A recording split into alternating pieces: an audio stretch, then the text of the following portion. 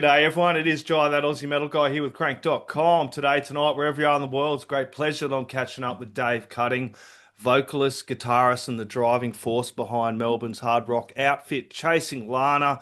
These guys have been carving out their space in the heavy rock scene since 2012 with their raw, no gimmicks, emotionally charged sound.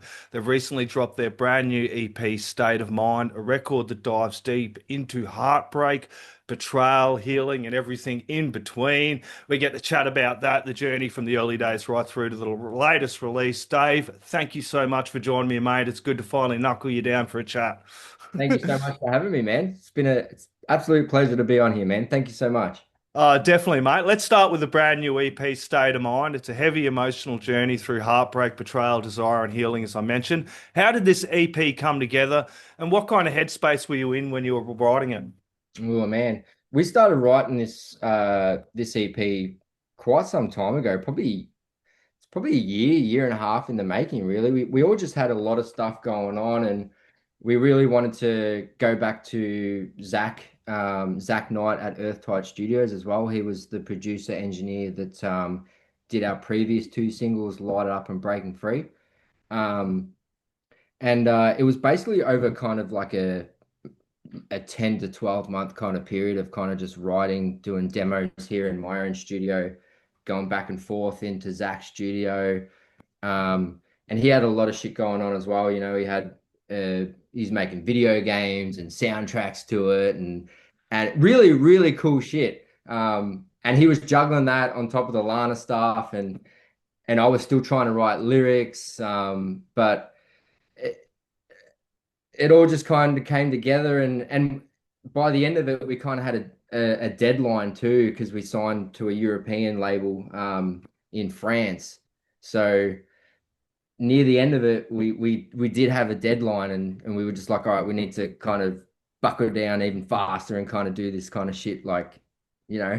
So but I think I know we've had some pretty good feedback. So and I'm personally really proud of it. So and I know the boys are too. So we can't wait to just have everyone hear it live too. You know, it's another thing altogether. Yeah, I bet you's definitely keen for that. There's a few really good standout tracks on there. One that was really popular was what kind of the lead track, "Sick Like Me" as well. Tell me a little bit about the story behind that song as well. Sick Like Me is it's one of those things where it's like it's the theme of internal struggles. You know, it's the emotional chaos between two kind of relationships. You know, I feel like a lot of people have gone through being in relationships where it's so kind of toxic in a way. You know, you love each other, you don't love each other, you love each other enough to hate each other, you want to stay together. Um, so it's kind of, yeah, it's kind of, you're kind of trapped in this circle of hurtness, of hate, of love and hate. Yeah. Yeah.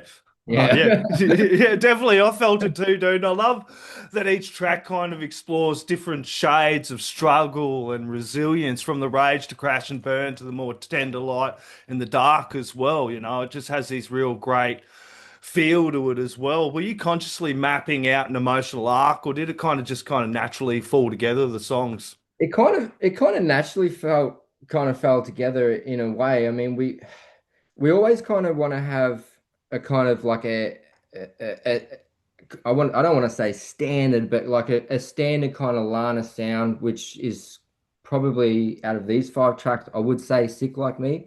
Um, but we've always kind of tried to have the slower, more lyrically meaningful, you know. On our debut record, The Fight, we had, you know, Calling Out to You, and we had Save Me. The Suffocate Medicate EP in 2006, we had Fade Away.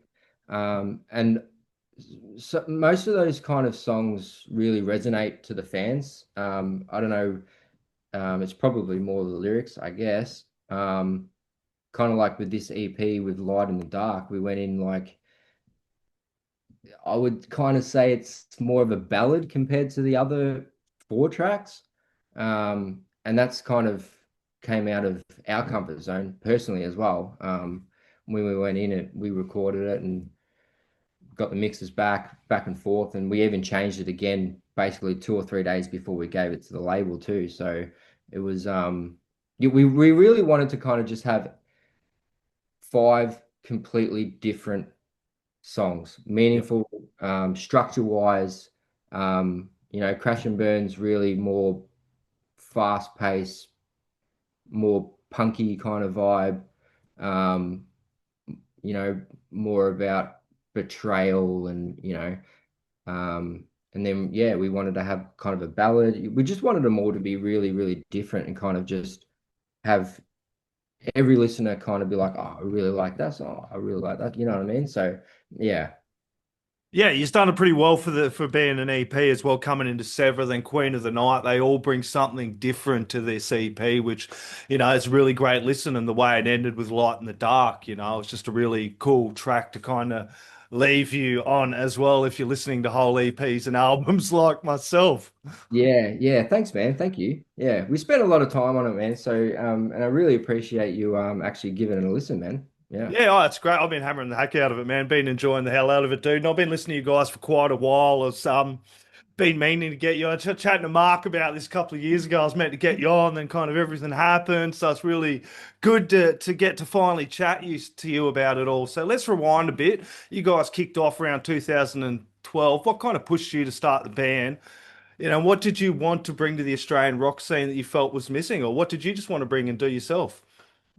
I mean, back then, I really wanted to I mean, at the time, and it's kind of similar in a way at the moment, but Melbourne especially is very, very metal orientated.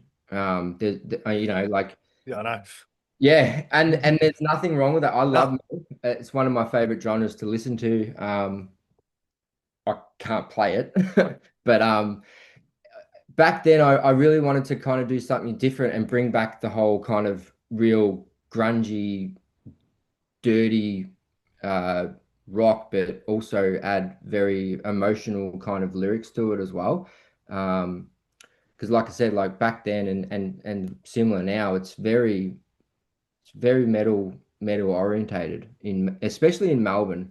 Um, that's basically what I really wanted to do. Yeah, I kind of wanted to do something a little bit different to what, I went to a lot of and still do go to a lot of local shows and all that. And not that they all sound the same, they don't, but I just wanted to kind of be a new band that kind of stood out a little bit differently than everyone else.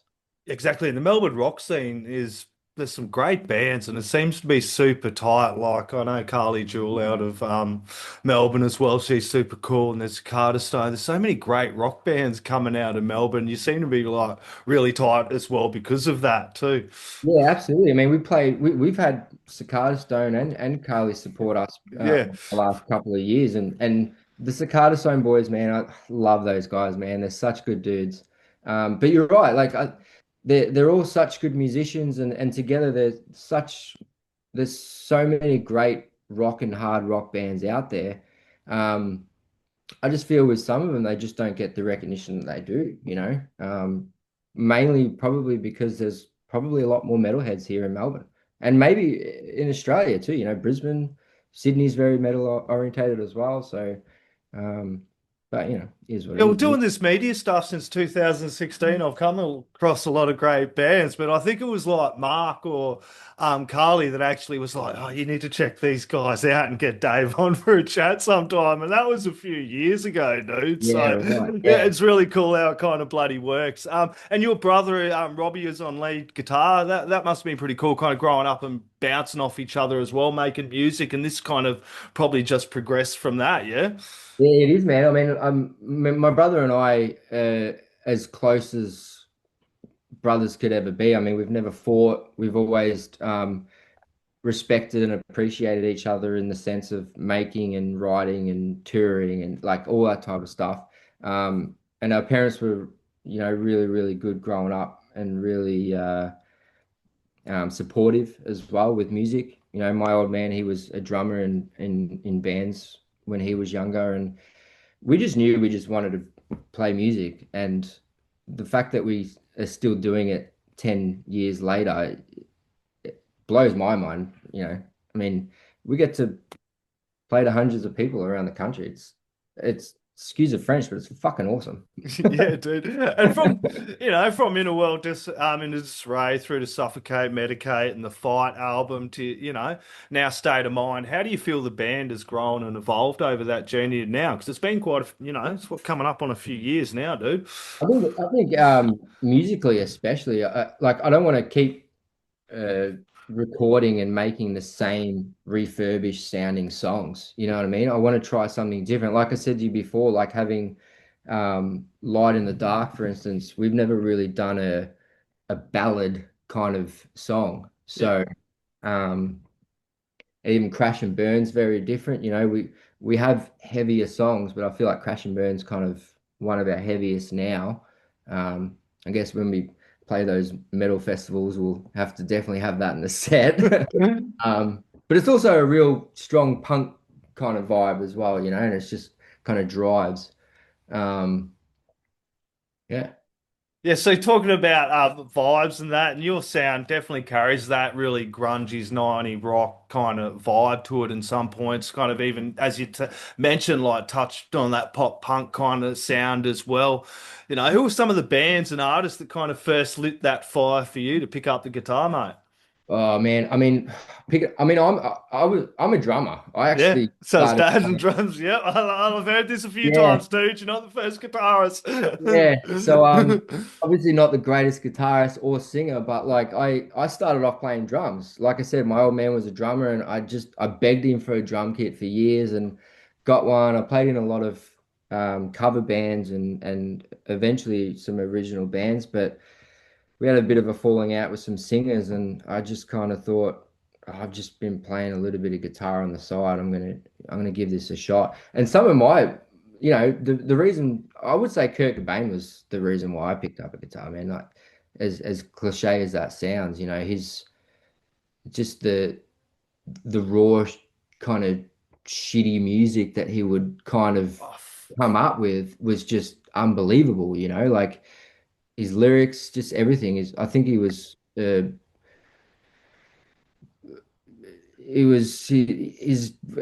it genius. was amazing, wasn't it, dude? I had my wall was covered in fucking Yeah, Nirvana posters, dude. I'm 45, dude. That was my yeah. generation. Nirvana, Pearl Jam, and that unplugged and that acoustic set. Like, how timeless is that? You Oh, play yeah. that now. And they came out at the exact right time too. Yeah, it's all about timing as well. I mean, at that point, you had the late '80s of like the hair metal kind of dying. Like bands like Motley Crue and Def Leppard and Poison. The world needed something else. And then, all of a sudden you got Nirvana coming out with Bleach and Nevermind, and It's Alice in exciting. Chains had Dirt, and and Pearl Jam 10. Like it was just I'm a 90s boy, so that's what when I think of music, I think of, those three records, for instance, that real early 90s dirty grunge. And I love that shit, man. It's the best. I know, dude. And we were talking about Aussie bands and support before. Are there any current Aussie bands that you're kind of excited about or been checking out lately that other people need to check out as well? Like I said, there's so many bands in Ah, this dude. country. I mean, like I said, Cicada Stone, I love those boys. If you like it heavier, Witch Grinder, you probably know Witch Grinder. Yeah. Trav's a really cool dude. He's a good mate, and, Isn't he? and we played with those guys a couple of times. For some reason, like we've played with Witch Grinder a couple of times, and both of the crowds are we're I feel like we're both very different bands, but both fans parties really love each other. So it's a really cool kind of thing. And Carly's a really cool chick. I mean, she's been playing a lot of shows lately, and we've had her support us two or three times around Melbourne and the outskirts of Melbourne and stuff like that. She's been working her ass off too. Yeah, so there's so many bands, man. So many bands. There's too many to mention, really. Yeah, dude, I'm talking about playing live. You got any shows keyed up for this, or we've got something in the works, or anything There you is can say or there not is say? there is stuff in the works. Unfortunately, I can't really say anything That's just all good, yet. brother. But the new year there will be tours and show. Yeah, will be pretty busy next year. Yeah, and you guys have supported some bloody huge names over the years as well, from Atreyu to Theory of a Dead Man. What did you take away from sharing the stage with some of these guys, dude? Had to pinch myself a few times. I mean, the first big band that we got to support was Saliva. Yeah. That was a fair few years ago, and I just thought, fuck, this is so cool. Like, I remember being a young teenager and just hearing like click, click, boom. I'm just like, this is gonna be sick. And yeah, Theory of a Dead Man, Atreyu, we played with Atreyu a handful of times too, and they're really, really nice guys. And every time they come down here, they've always made us feel welcome, and they're in the same boat, man. They just love playing, love touring, and love playing the whole world. And um, we got to play with P.O.D too. That was really cool. That was in Melbourne. I think it was like 170 Russell or something. So Yeah. at that time, that was our biggest show of our career. That was a really big highlight for us that year, or in general, really. Yeah, Yeah, they guys too. those are definitely some huge, huge bands to be touring with as well, and definitely some tracks that we kind of were like, hey man, when that pod track dropped, that was Yeah, pretty huge. Theory of a Dead Man still fucking rocks hard. Atreyu, that last tour, I caught them when they just came. They were bloody unreal, dude. Put yeah, on a dude. fucking amazing show. I feel like they're just getting better and better. I mean, obviously, Alex has left the old singer, and the drummer's now up front, which Yeah. is really cool to see. But their live shows, just awesome. Yeah, dude. Absolutely unreal. Yeah. Okay, let's go through a quick fire round before we get out of here, man. First album you ever brought. Oh, okay. I mean, the first cassette I ever bought was Corn Issues, and also Tom Cruise's Cocktail soundtrack. But on CD, my first CD I ever bought was Hanson Middle of Nowhere. Dude, I remember jumping around. I can't even remember what the fuck it was. It might have been something like that with my mate, listening to daggy tapes like that when I was younger, little kid as Yeah, well, dude. First concert you ever went to? Deep Purple. Oh, It nice. was absolutely awesome. Obviously, Richie Blackmore wasn't playing guitar. They had Steve Morse. Yep. And I believe it was at Rod Laver. It was like 2001 or two. I was still a very young teenager, and my dad still is a massive Deep Purple fan. So that was Dad that. gets bonus points in all of this, dude. Yeah, yeah, that was a really cool first concert to go to. I'm looking forward. I get to take my daughter to her first couple of concerts as well, so I'm super excited about that. Best guitar riff you ever learned, dude? Probably Smoke on the Water, I guess. But yeah, I mean, yeah, probably Smoke on the Water. And it would have been Dad, like, you need to learn Smoke on the Water, Black Knight. Dude, I'm loving Dad even more. He's awesome. Favorite Aussie band of all time. Favorite what, sorry? Aussie band of all time. Oh my God. Aussie band. Yeah. I mean, it's cliche to say AC/DC, but you know what? I reckon our biggest Australian band ever would be In Excess, man. As Yeah. big as AC/DC is, I think that In Excess at the time was just fucking, just, they were huge, man. Yeah. You know, Michael Hutchison too. He just had that sex appeal on the and Stage the voice presence. and the stage presence, man. It was like Freddie Mercury Yeah, and the kind of same thing. with the songwriting and the lyrics. It was just absolutely unreal. Okay, and last one, mate. If you could collab with anyone, living or dead, who would it be and why? Oh my God. I would very much love to collaborate with Dave Grohl, Yeah. um, Sean Morgan from Cedar. I think he would be a really cool person to sit down and write and get all of our shit out together. That would be really, really cool. Um, Someone not alive. I don't know, Prince, because he's Yeah. a fucking Oh, genius. oh yeah. Prince is unreal. I actually interviewed his godson once, dude. He's fucking unreal. He plays Oh, with Sheila E. He's like a blues and soul funk guitarist, man. He's unfucking real, man. Like, yeah. that's awesome. Yeah. I think Prince was just a fucking genius, man. Every instrument, and he was just crazy. Oh, mate. I don't give a fuck who you are. Prince was a fucking genius, mate. That's for sure, mate. That's it. Unreal, dude. You might not have liked that whole kind of poppy, kind of electronic kind of stuff, but at the end of the day, man, Oh, he'd pick up a guitar, he'd just shred. He was dude. just Unreal.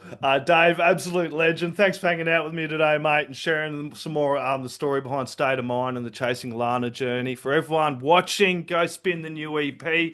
Catch them live when they're rolling around the place and support Aussie heavy music. Dave, last words, shout outs, thank yous are all yours, mate.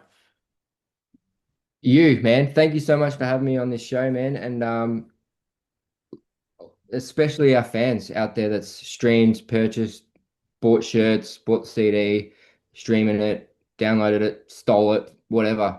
We love you all, man. Thank you so much.